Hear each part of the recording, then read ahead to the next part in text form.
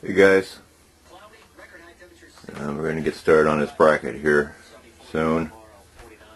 I wanted to go over these drill bit sizes and stuff though prior to getting started on this. I do it now so I don't forget. The first drill bit, which is what's set up in there now. This is 0.92 with your calipers, however you measure micrometer.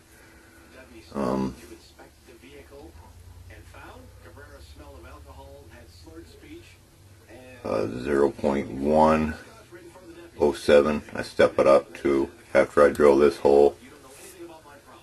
It's just big enough for the screw to fit down into. There's not much slop on each side of it that way. And then when I bore it, I'll bore it, countersink it rather, with a 2 flute 3/16 end mill, and I'll countersink that 0.125. Let me check on the caliper. I do believe that's what it was. Yes, that's correct. Kind of mic'd all these out with a caliper here so I don't forget. These are the bolts that I'm putting in it, the screws.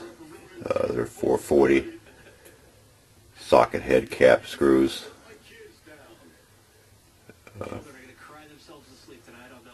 The depth I had mentioned that I go just a little over a 1/4 inch deep in the housing itself. There's a few different ways of going around that, but as you can see here, I got my mill stop, or the C block stop block set. It's approximately 5/8. I take my measurements from once I get the drill bit in there and I chuck it up tight. I just set the bit flush with the surface itself.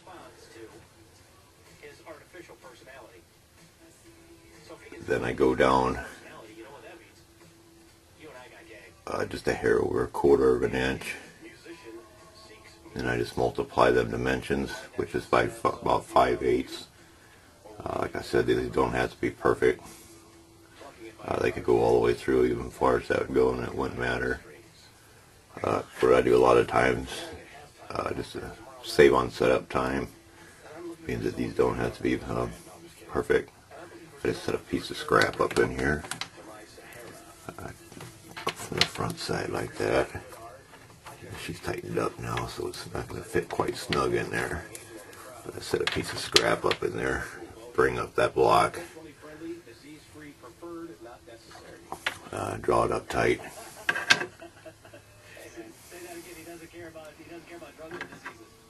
And then it's ready to go. And I'm going to put this up on the tripod here in a few. And we're going to drill out these 4 holes. I might let it run for all 4 so you can see how it is a little bit time consuming with the access, the Z access. Like I had mentioned before, it is a pain in the butt. The thing spins freely, very freely.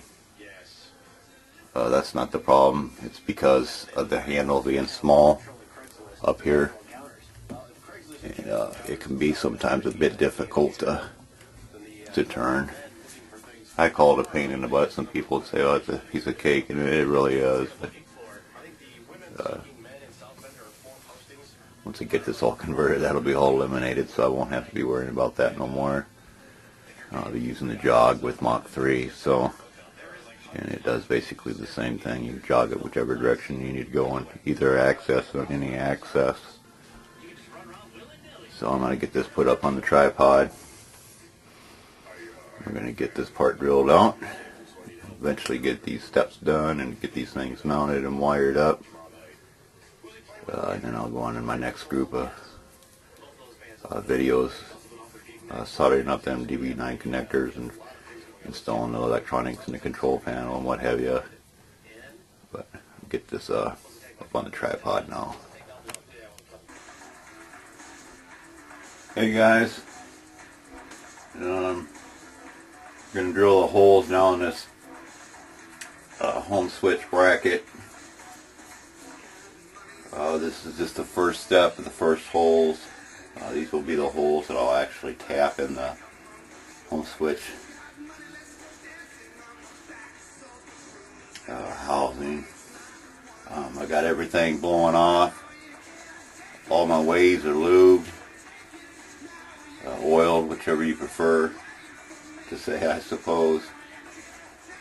My X and Y axes are locked.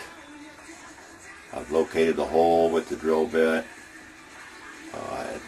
I got the depth set on my Z axis, as I had mentioned in the first video there. We're ready to drill this out. I've already drilled one of the holes. I got 3 to go. So let's get started on this. I've got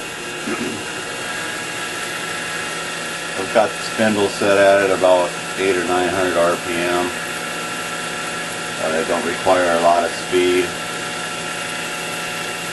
The aluminum, it comes up so easily. I find it easier sometimes to run at a lower speed than a higher RPM.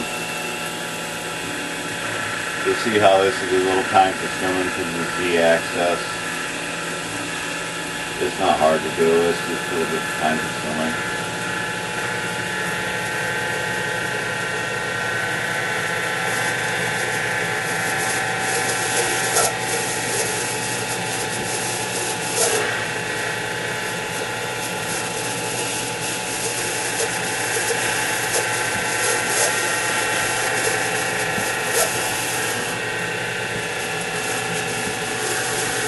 It is a little on the dull side. I just blow it out every once in a while, and I just let the ram sit there and spin for a few minutes. Give the particles a chance to come back up the flutes. Anytime that you're milling two separate pieces that are together like this, they tend to get trapped in between the pieces sometimes. Make it a little bit difficult to come back up the flutes. About a 1/4 inch to go.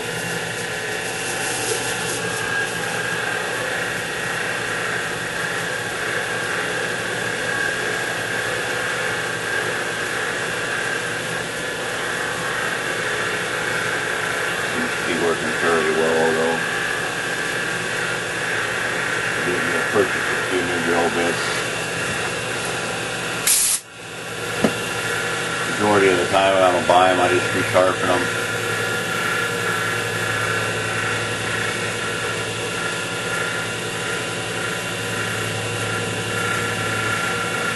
I pretty much just go by the sound. You can pretty much tell when the particles are out of the flute.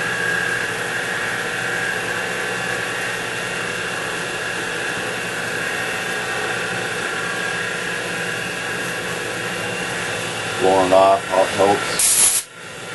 You can see them collect on your surface there. You blow it off like that, you don't see any coming up. It's either because they're gummed up in the flute or there's none in the flute, one of the two.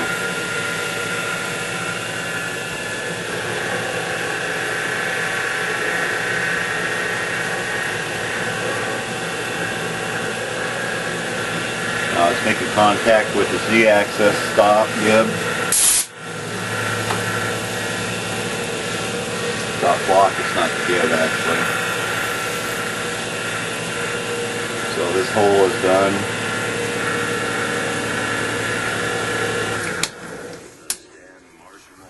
And I'll just draw it back up. There's different ways you can go about doing this. Some people prefer to pull the drill bit out of the hole before they stop the spindle. Majority of the time I don't. I'll just stop the spindle and then draw it out. Another thing I wanted to point out too is when you set up the mill like this, you can see this is the furthest hole away from the back of the mill. and I could adjust the tooling plate if need be. You always want to make sure you got it set up the furthest distance. You still have a little bit of room to play with here. You don't want to set your mill all up and then think about it and realize that now you got to do a whole new setup just to reach that last hole.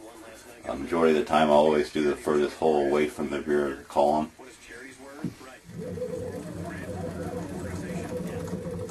can just bring this back over to your next hole.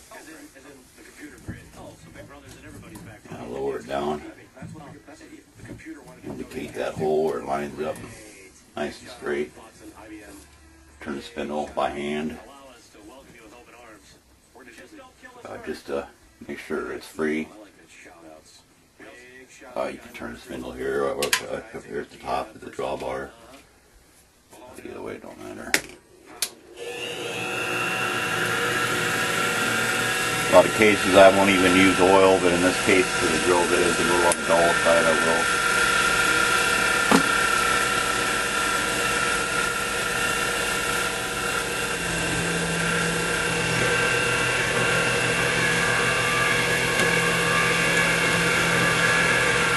Make sure your access to the rod.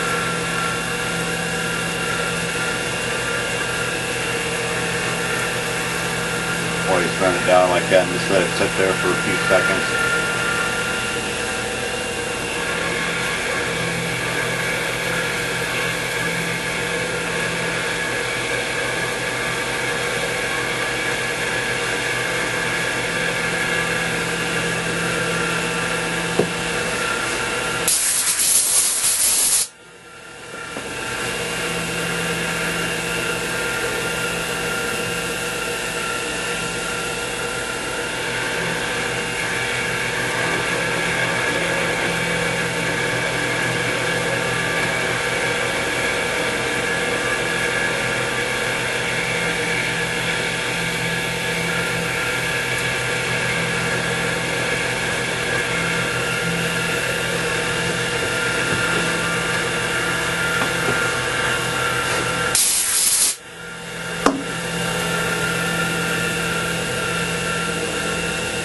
About an 1/8 of an inch to go yet.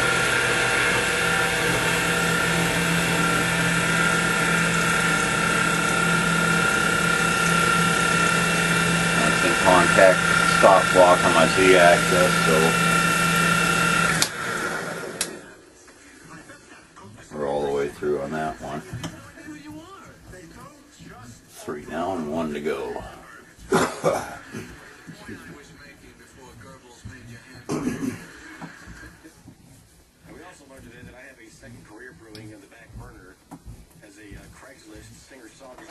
Imagine by now a few of you probably a little bored.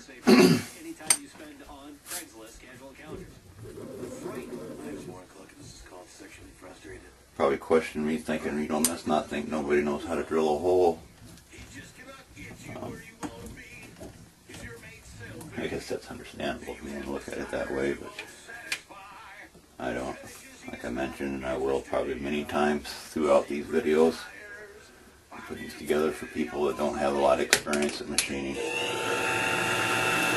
is just one way to go about doing it.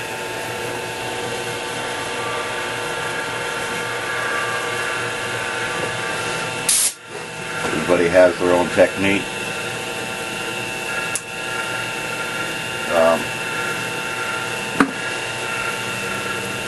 I do it this way because it's not quite as time consuming.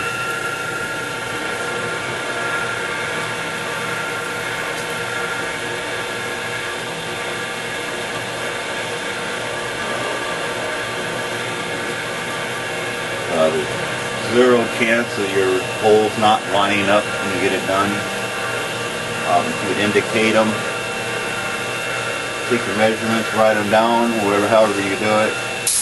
You have a drove set up to go from your drove calculations, and it is probably precise enough to line up to enough, but that is all time consuming. It can be done with calipers as well, digital or dial.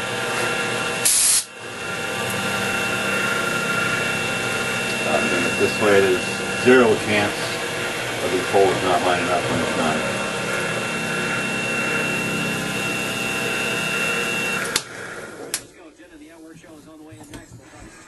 Yeah, I hope the background music in this video here is sufficiently low enough where it's not gonna bother anybody. It's understandable, I guess. I guess it could be distracting. Yeah, stuff like that don't distract me, but it may some.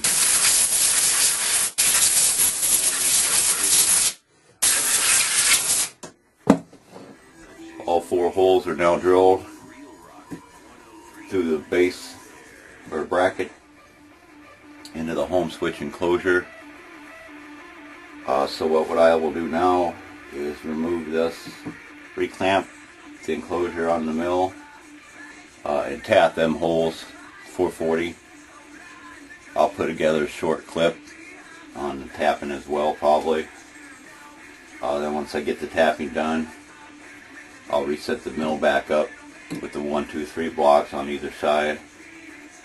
Clamp them down into place, bore out these holes with that bigger size drill bit, 109, I believe it is, 0.109 if I'm correct.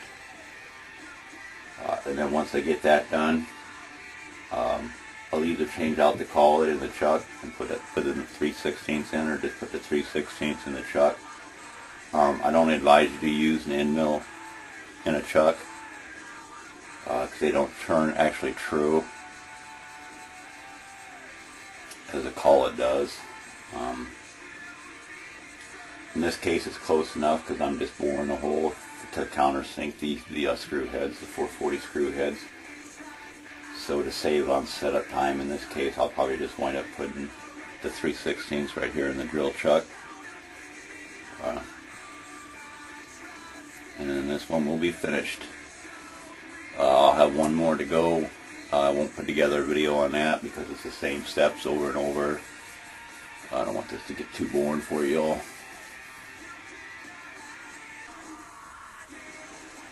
Hey guys, I'm all set up now for both these operations. I don't know if you could see it in this shot. Let's see if I can move it around a little here for you. I have the drilling operation set up on the table, as well as a tapping operation. What I'm going to do here is I'm just going to tap one hole, show you how I do it this way. And then we're going to head over and drill these holes, 4 of them holes out in that bracket. Done just as any other tapping operation is. You always want to try to keep your tap as perpendicular as possible.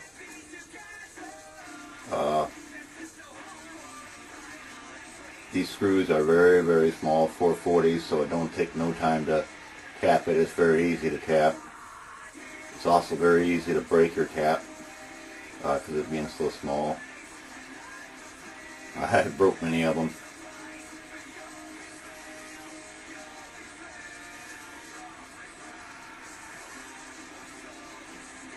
And just the same as any other operation, when you're tapping, you just tap it down to where you can feel your tap hit bottom. Right there, we're hitting bottom.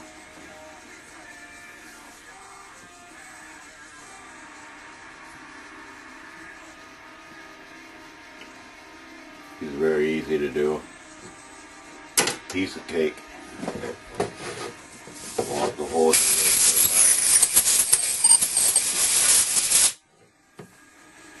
I'll just blow off my tap, so I'm ready to go the next time around. I just got an extra screw here just to show you, but 440 screw in it now. Nice and tight fit. They don't wobble around. Like I had mentioned in that one video prior to this, the 092 drill bit I used to drill these holes. You can go down to an 089. to tighten up that hole a little bit. It'll cause you to tap the bind a little bit more. It will strengthen your threads a little bit more. But I have found that your threads will strip quicker because of being aluminum like that. There's not enough strength to the aluminum to actually bind them together as well, so I go with a little bit bigger drill bit from the beginning. And it's plenty strong enough to hold any of the stuff that I'm doing now.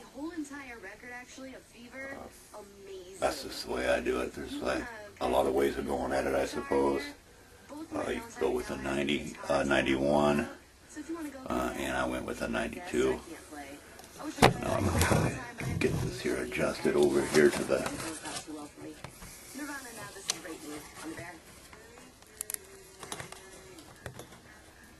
bore out these holes now with that bigger size drill bit. 109, I believe I said it was. It's all blowing off. I'm all ready to go with this. I just eyeball the hole. My X and Y are both loose.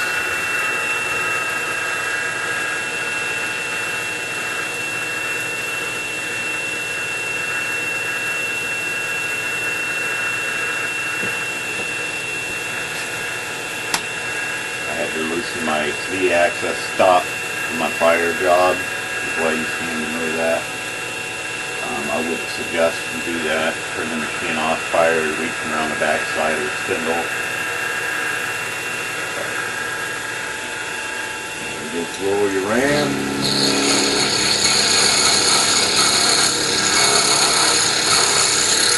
It should be done dry.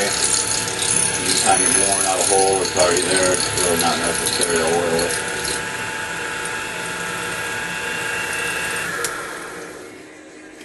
Again, this is just based on my experience of how I do it.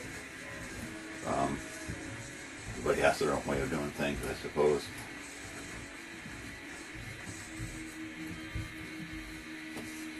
I'd rather make this video kind of too long and kind of boring. I'm going to proceed to do this offline, not on video rather. I'll finish up these 3 holes and I'll come back and put that 3/16 2-foot end mill in the chuck here. And I'm going to countersink these holes. I'll just probably do one of them too to show you how I do that. And that will conclude this group of videos. Then I'm going to go to installing these on the appropriate accesses, aligning them. And I'll put a group of videos together on the striker plate where these will mate up with the switch. You guys, I got the 2-foot end mill, 3/16 end mill all set up here now in the drill chuck. You could do it this way. I wouldn't advise it because it is not completely 100% true. Just as well as drilling a hole isn't either. In this case, I'm going to do it this way because it don't have to be perfect. It's just a countersink hole for the heads of the 440 screws. What I did prior to this is I wound the ram down flush with the material. I went up and I set my Z-axis stop to approximately about 125 to 130 gap. That will bring the ram down 125 to 130. Oh, excuse me, just enough to recess the head of the screw. Additionally, just a little bit more so I know it won't make contact with the axis. So we're going to get started on this now.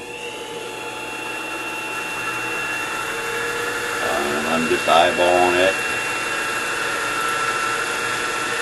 Like I said, it don't have to be super precise. Eyeball it. Got my X and Y axis locked.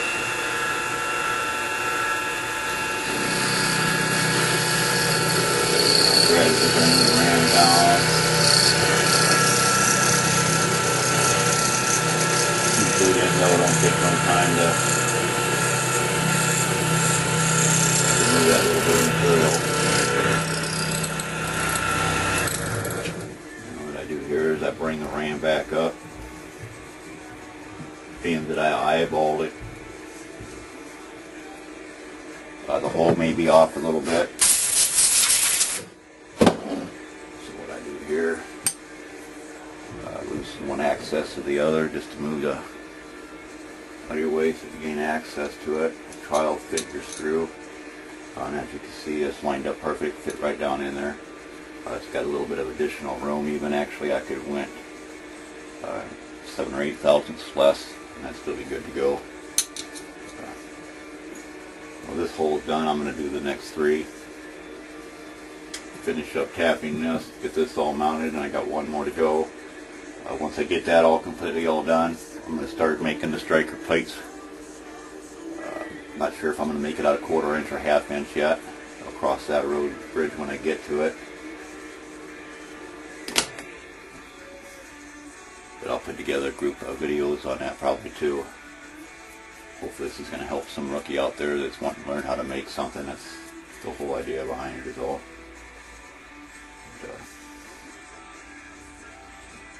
To get that all done, and I'll start putting together a group of videos to get these mounted on the appropriate axis, lining everything all up,